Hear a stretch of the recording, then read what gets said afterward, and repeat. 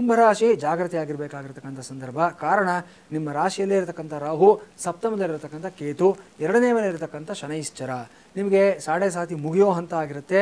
ತುಂಬ ಜಾಗೃತಿಯಾಗಿರಬೇಕಾಗುತ್ತೆ. ಸಾಡೆ ಸಾತಿ ಪ್ರಾರಂಭ ಆದಾಗ ಸಮಸ್ಯೆಗಳಾಗಿದ್ದಾದಲ್ಲಿ ಈಗ ಬಿಡೋ ಸಂದರ್ಭದಲ್ಲಿ ಶನೈಶ್ಚರ ಒಳ್ಳೆಯದನ್ನು ಮಾಡ್ತಾನೆ. ಒಂದು ವೇಳೆ ಸಾಡೆ ಸಾತಿ ಪ್ರಾರಂಭ ಆದಾಗ ಅನುಕೂಲಗಳಾಗಿದೆ ಅನ್ನೋದಾದರೆ ಈಗ ಎಚ್ಚರಿಕೆಯಿಂದ ಇರಬೇಕಾಗುತ್ತೆ. ಸಾಡೆ ಸಾತಿ ಬಿಡೋ ಸಮಯದಲ್ಲಿ ಶನೈಶ್ಚರ ಹಲವಾರು ಸಮಸ್ಯೆಗಳನ್ನು ತರುವಂಥ ಸಾಧ್ಯತೆಗಳಿರುತ್ತೆ. ನಿಮ್ಮ ಮೇಲೆ ನಿಮಗೆ ಕಾನ್ಫಿಡೆನ್ಸ್ ಅನ್ನೋದು ಕಡಿಮೆ ಆಗ್ತಾ ಹೋಗುತ್ತೆ.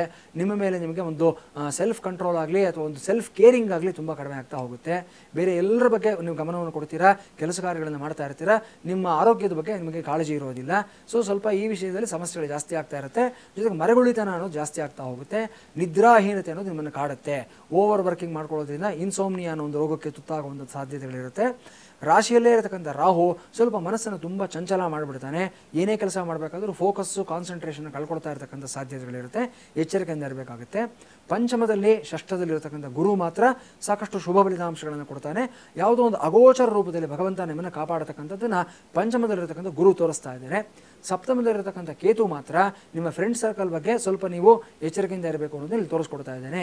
ಹೊಸದಾಗಿ ಪರಿಚಯ ಆಗಿರತಕ್ಕಂಥ ವ್ಯಕ್ತಿಗಳು ಸಮಸ್ಯೆಗಳನ್ನು ಮಾಡ್ತಕ್ಕಂಥ ಸಾಧ್ಯತೆಗಳಿರುತ್ತೆ. ನಿಮ್ಮ ವಿಶ್ವಾಸವನ್ನು ಗಳಿಸ್ಕೊಂಡು ಅವರದನ್ನು ದುರುಪಯೋಗ ಪಡಿಸ್ಕೊಳ್ಳೋದಕ್ಕೆ ನೋಡ್ತಾ ಇರ್ತಾರೆ ಅನ್ನೋದು ಇಲ್ಲಿ ತೋರಿಸ್ತಾ ಇದೆ.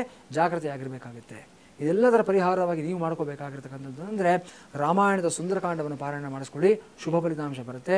ಇಲ್ಲದೆ ಹೋದ ಪಕ್ಷದಲ್ಲಿ ರಾಜರಾಜೇಶ್ವರಿ ಸನ್ನಿಧಾನದಲ್ಲಿ 9 ಶುಕ್ರವಾರಗಳ ಕಾಲ ನೀವು ಬನಶಂಕರಿ ಆಗಲಿ ರಾಜರಾಜೇಶ್ವರಿ ಆಗಲಿ ಈ ಒಂದು ನಿಂಬೆಹಣ್ಣಿನ ದೀಪಗಳನ್ನು ಹಚ್ಚೋದ್ರಿಂದ